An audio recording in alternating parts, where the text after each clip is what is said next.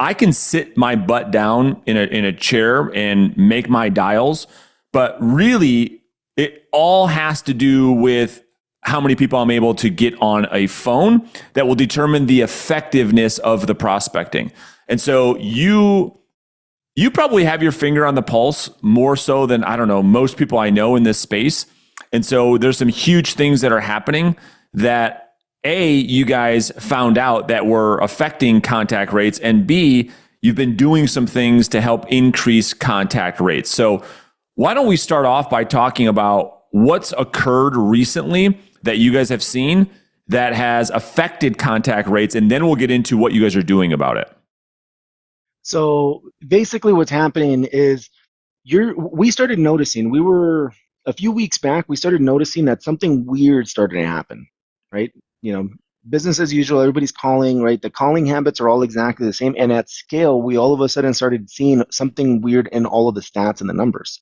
Calls were connecting, right? They're connecting to people's phones. However, the calls were going straight to voicemail. We just started seeing more and more and more of that. And we're like, what is going on? Why is that happening? People's habits don't change that fast. So it's not like people are just saying, hey, send this call to voicemail, send this call to voicemail, right? You don't see that happen at that scale. Maybe you might see a percentage point, but we're talking about double, triple, quadruple the amount of calls that you're initiating that were starting to hit voicemail only. And it was weird. It wasn't following a straight line. That basically told us that the carriers had made some sort of change in the back end. And this is before iOS 26. This is something more related to the carrier side. So really, really odd. We had to hammer down and figure out what is going on and how do we get around it, right? Because when you're dialing, the whole reason that you get a dialer, the whole reason that you're looking for, a technology platform for dialing is to be able to talk to more people in a short amount of time. That's right.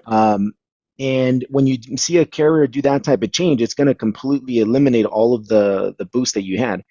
What we found in a nutshell is that they started reducing the threshold for caller IDs and how many calls they want to see each caller ID make before they start sending it directly to voicemail.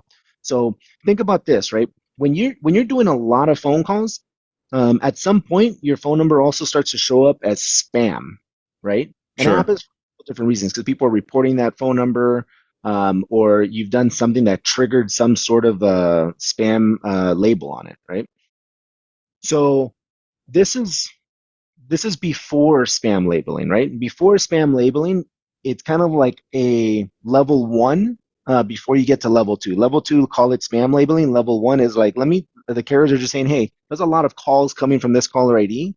Let me go ahead and put this caller ID on our watch list. I'm just going to put it over here in this side where these calls are just going sent straight to that voicemail. Interesting. So you guys, so that was the first thing you guys noticed, and the way that you found it was just your own contact rates. And what's interesting is that with your platform, with your technology, with the Enzo dialer, I mean, you guys have already solved, I think, a big pain point for most prospectors in that you've been able to take people that are traditionally having, call it 4, 5, 6 conversations per 1 hour of outbound prospecting and increase that to insane levels. I mean, we've had coaching clients of ours report back to, 20, 25, 30, 35, 40 contacts per hour. And so you have recently, in the last couple of weeks, to your point, have realized this. Now, let's talk about what we're doing, or what you guys are doing at Enzo to help contact rates stay high. So some of the things that we notice is that there's some stuff that gets a little bit techie, right? Now, it's kind of like the 20% that you do that creates 80% of the results, right? So let me start off with the 20%. The 20% is basically, again, when we noticed that caller IDs were affecting, we did so many different tests to identify how we can kind of cut through that, right? That problem. The biggest one that we noticed that made a change was adding more caller IDs, and that's how we started identifying that it's something having to do with caller IDs. The carriers, as I mentioned to you before, Brandon, is they're not going to tell you how to be able to reach their customers, right? Like they're trying to reduce the amount of calls are hitting some of their recipients or their customers. So we as marketers always have to find different ways to be able to connect, right? To be able to create conversion. Well, as we started doing the testing, we just started adding a couple more caller IDs. Then we also started changing a couple of the routing. Then we started to see if it was maybe the length of calls, all of these different things that can maybe influence the connectivity. Now, the caller IDs, when we started changing out the caller IDs, we started noticing a little bit of a jump and a little bit of a jump. We provide 50 caller IDs for everybody that's on the platform, right? As part of Yeah. the user account.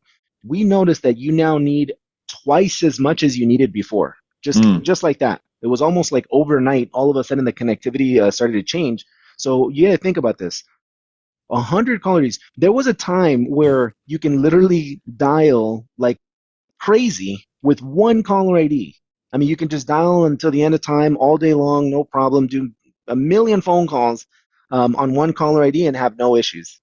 If you do that today, by tomorrow, your phone isn't connecting with anybody. Such a great Uh, point. So the yeah, first actionable thing is so true too. You know, when realtors are new to outbound prospecting, it's like, man, I'm calling for an hour. I talked to one person. It's just because their knowledge gap and understanding of technology is, there's such a missing piece of understanding of what's going on here. I mean, there's a lot of complexity, to your point. There's a lot of tech that's going on here to actually have this phone connect with another phone. It's not just, most agents just don't really realize it. So the first thing you guys did is you went from, so somebody on your platform was using 50 caller IDs. Now your users are getting 100 caller IDs, which is helping that connectivity. That makes a ton of sense. yeah, and it's absolutely necessary, right? The way that we saw it is that we were leading the front by providing an excess number of caller IDs at the time, and we noticed that it helped connectivity, right? Now, there's a lot of other things that are happening behind the scenes as well that also improve that connectivity, but that was just one of the things that we saw as one of the biggest mistakes that most people do when they're dialing. Now that threshold has been tightened up, right? The carriers now want to see less call volume from the same caller IDs, right? So we had to up it up quite a bit. Now, grabbing caller IDs that many in that volume has always been a challenge. That's something that's why we included, and we felt it so necessary that we're literally forcing people to take the additional caller IDs because there's no point in having a dialer that can't connect calls at a high level. What's the point? That's right. So a lot of dialing systems, typically what they'll do is they'll provide a dialer and they allow you to get caller ID separate. The biggest mistake people make is that then that means that you now need to take in the technical aspect of knowing how many caller IDs you need to use. And the biggest mistake that I see people do is that they end up getting their own phone labeled as spam, their own cell phone, right? Because they'll connect their cell phone and make that they want to use their cell phone product. If anybody calls them back, they want it to come back to their cell phone, right? That's the biggest mistake that you can make because then your actual cell phone is no longer the like your main point of contact. You've now labeled your phone as spam in the eyes of a carrier because they've It's seen too much unreal. volume come out of it. Yeah, and I think, what you said to me before just really stood out, which is like, if you think about what these carriers are doing, and you look at the average use of somebody with their cell phone and how many calls they're making, right? And you and I threw out a number, average, let's call it 15, 20, maybe 25 calls per day. Well, it makes sense that the carrier is saying, okay, well, if this caller ID from that phone is doing 700 dials, then we need to look into that. And so what you guys have figured out is that if we can keep the call threshold down to normal levels, that they're able to push those calls through at the carrier level. Is that true? Yeah, you basically go under the radar, right? Yeah, You're able to connect calls. You stay in the safe zone, and that's what the carriers want to see, right? They don't want to see a lot of calls happening with one caller ID. It just kind of shows up on a suspicious list because they don't know if it's an automated call. The biggest issue that carriers really hate, because they're not trying to necessarily stop you, right, as a legitimate business. They're usually trying to stop businesses that are or like illegitimate businesses that are essentially doing like heavy robo dials. Now, robo dial is basically when you have a robotic voice that sends out a blast message to a bunch of different people. Your car warranty has expired. yeah. Press one to connect now. Those are the types of messages that they're trying to reduce, and they are going rampant. throughout all the different carriers. They hate those calls, Yeah. but they can't differentiate between a robot dial because they're not listening to all of your calls. They're just seeing the dials happening, the initiations, right? So this caller ID is calling this caller ID. Yeah, that makes sense. So what happens? So like when a new user gets onto the Enzo platform, what's different as a result of the recent findings? So this is the interesting thing, right? So when we were doing our testing, we wanted to make sure that we figured out what the issue was and created a proper solution for it.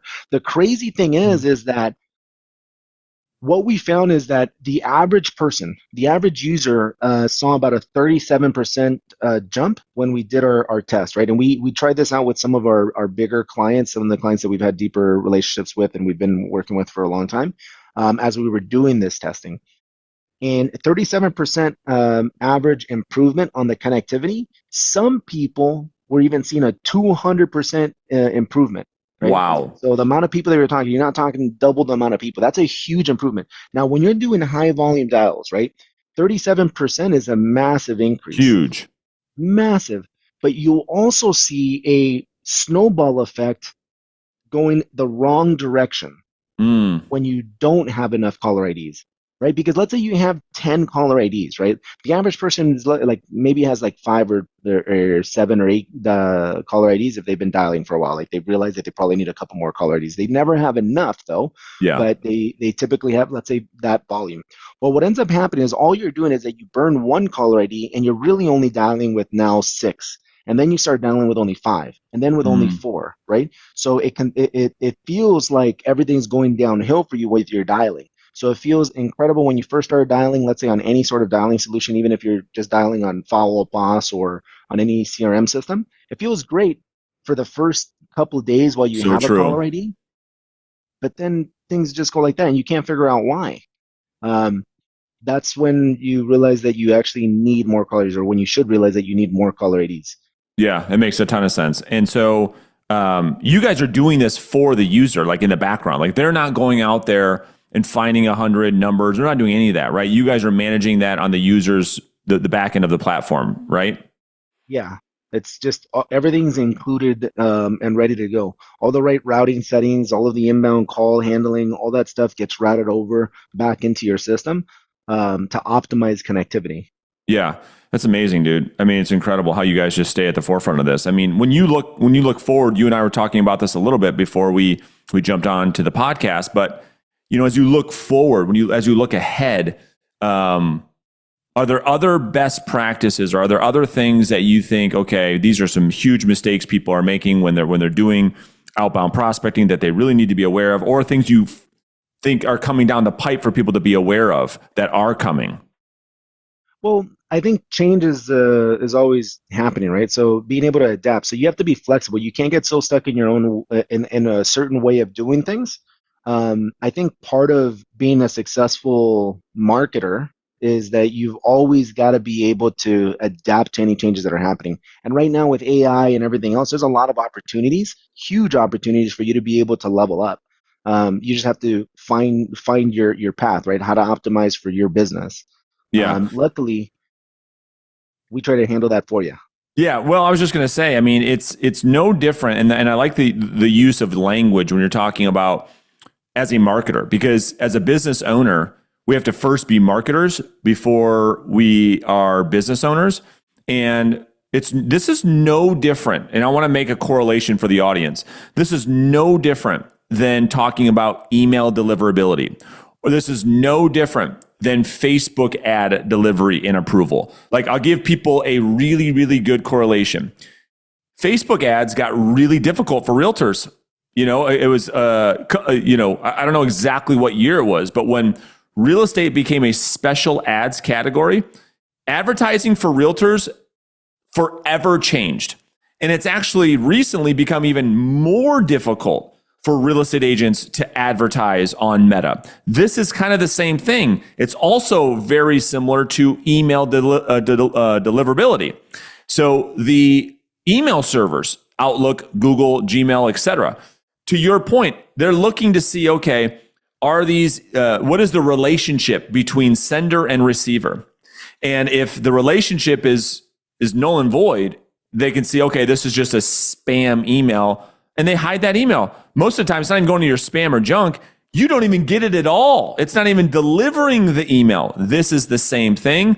The phone is simply another marketing channel. Would you agree?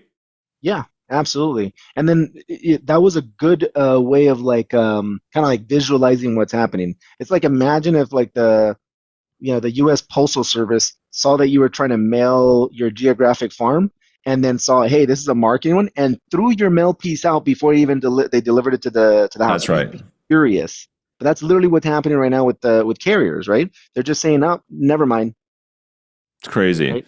Which is crazy. So being able to navigate through it is the key. And most people are missing the boat completely and not understanding why they're not being able to convert business from the phone.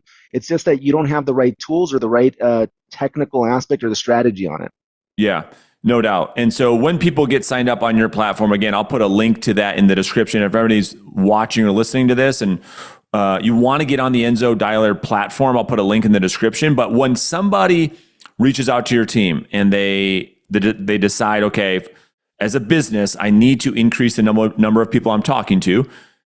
How do you guys walk us through just the onboarding system and getting people up and running? Because I think one of the biggest, pieces of feedback or pushback that I get from the realtors that I coach is I'm bad with technology and, learning a new platform is just so difficult. And I say, well, I get it, but if it was the matter between talking to 30 people an hour or 3 people an hour, it's worth it. So how are you guys working with people that are just overwhelmed by technology so that they can get up and running on the platform as soon as possible?